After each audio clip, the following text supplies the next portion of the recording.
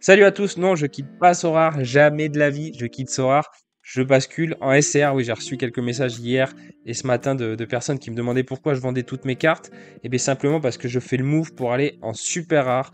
Alors, je vous avais fait ma vidéo il y a un mois où j'hésitais longuement. J'ai eu plein de retours, je vous remercie pour ça, ça m'a donné une vision beaucoup plus large du truc. J'ai pas mal discuté avec beaucoup de managers, beaucoup de potes aussi qui m'ont donné leur avis, positif ou négatif. Ça m'a permis vraiment de bien réfléchir dessus. Là, ça fait peut-être un mois à peu près. Donc j'ai pris mon temps et je vais décider de me lancer dans ce nouveau défi qui est super excitant pour moi. Même si, comme dans tous les moves comme ça, il y a toujours un risque, quoi. Alors pour le moment, je suis fixé sur la finalité, mais pas forcément sur le chemin. En gros, ma strat, je vous la donne en mille, c'est de faire un full stack. J'ai déjà choisi plus ou moins le full stack que je vais faire. Parce que mon objectif de palier SR, ça va être 50%. L'équipe joue 2 fois sur 4 par mois à la maison. Donc je me dis, c'est pas trop déconnant. On n'est pas à l'abri qu'il fasse en plus une grosse perf. J'aille chercher une reward, même si moi, vous me connaissez, je suis un mec de palier.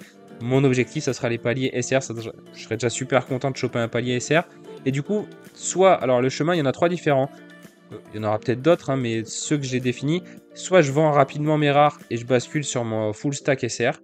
Donc ça, c'est dans le meilleur des mondes. Soit je vends petit à petit mes rares et entre les deux, entre la bascule, je joue l'America Rare Pro. L'America Rare Pro, on peut mettre 2 SR maximum et 3 rares. On peut mettre aussi 5 rares, hein, on peut jouer qu'avec des rares. Mais les SR, ça a plus de 25%, donc il y a quand même un gros avantage. Donc ça, c'est un chemin qui me plaît peut-être le plus parce qu'entre les rares et les super rares, c'est tellement illiquide qu'il y aura forcément, voilà, ça prendra du temps. Donc merci GG et Miku.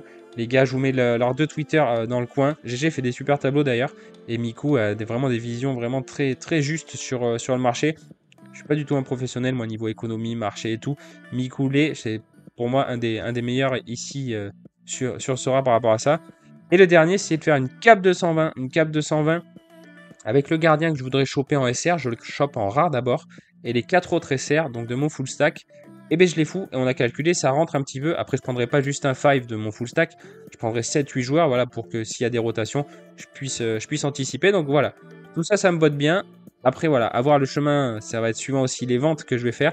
Mais voilà, ça me dit bien, cette vision de la chose me plaît bien, en tout cas.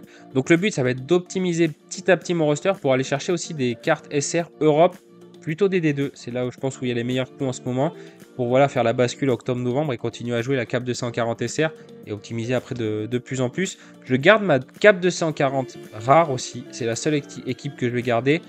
Je vends toutes mes limited. Je garde mes caps pour la cap 240 limited pour la Ligue des Tweetos. Mais dans un mois à peu près, c'est fini, donc je les vendrai. Et mes autres limited, mes grosses limited, je les vends comme mes grosses rares America. Donc pour ceux qui me suivent, n'hésitez pas à venir en MP. Je ferai un petit quelque chose et je pense que j'offrirai aussi quelques cartes dans le move. Le changement de gameplay cet été, alors certains m'ont dit attention, le gameplay va changer tout ça. Je pense pas que le gameplay il va être négatif pour les SR. Il a changé il y a vraiment pas longtemps. On n'est jamais à l'abri de rien, mais je pense pas que ça aura un impact sur les SR.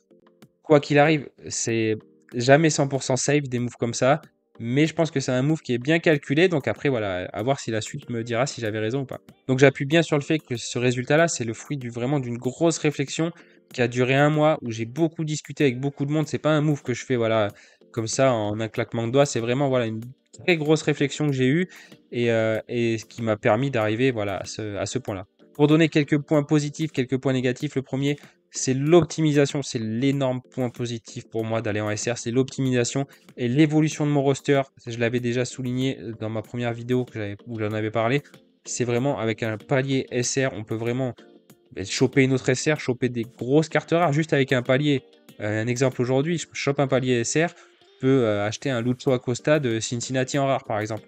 Donc le potentiel d'évolution et d'optimisation, je le trouve juste insane. Après, il faut derrière avoir un peu de réussite pour choper les paliers. Le deuxième point positif, c'est que c'est un nouveau défi et je vous avoue que je suis super excité. J'adore scouter, vous le savez, ça rejoint un autre point positif que j'ai, c'est le gros scouting. C'est vrai que le scouting limited, rare et tout, c'est quelque chose. Je trouve que SR unique, c'est autre chose. Le marché est beaucoup moins liquide, donc on a beaucoup moins le droit à l'erreur sur chaque décision. Et ça, c'est un truc qui me plaît, quoi. Et le full stack aussi, c'est vraiment un truc que je trouve super positif pour aller chercher les paliers SR parce que une fois sur deux, l'équipe va jouer à domicile. Il suffit que l'équipe fasse une grosse paire pour choper peut-être une reward. Mais en plus, c'est une équipe qui est plus ou moins sous-cotée, que j'aime bien. Donc l'idée vraiment me plaît d'avoir un full stack en SR cap 240. Et je trouve que c'est beaucoup plus beaucoup plus gérable voilà, pour avoir l'objectif d'aller choper des paliers, quoi.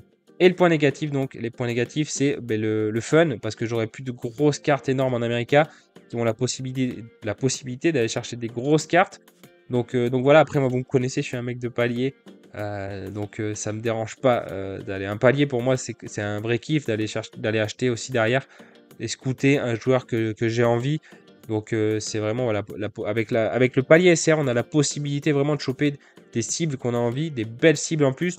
Voilà, ça me plaît bien. Même si voilà, ça enlève ce côté où tu as des gros joueurs que j'aime bien, comme des Bouanga, des Savarino, des Lodero, que j'adore. Ça m'embête, mais voilà, il faut faire des concessions. Deuxième point négatif aussi avec mon roster, bah, c'est plus risqué. J'ai 3 éthers de roster. Avec 3 éthers, on est bien en rare. En SR, faut pas trop se tromper. Donc voilà, à moi de faire le taf derrière pour pas faire d'erreur, quoi. L'autre point négatif, vous le connaissez, c'est le marché beaucoup moins liquide. C'est vraiment un marché illiquide, les SR. Pour aller acheter et pour vendre aussi. Donc voilà, ça fait partie des points négatifs qu'on connaît. Mais ça, c'est pareil, je l'accepte aussi.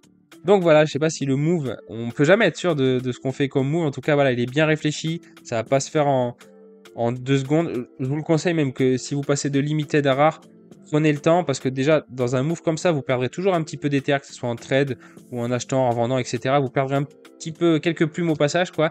Donc prenez toujours votre temps.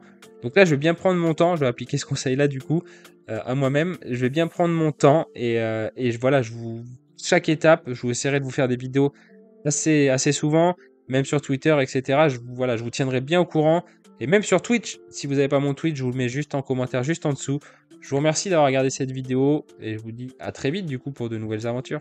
Salut.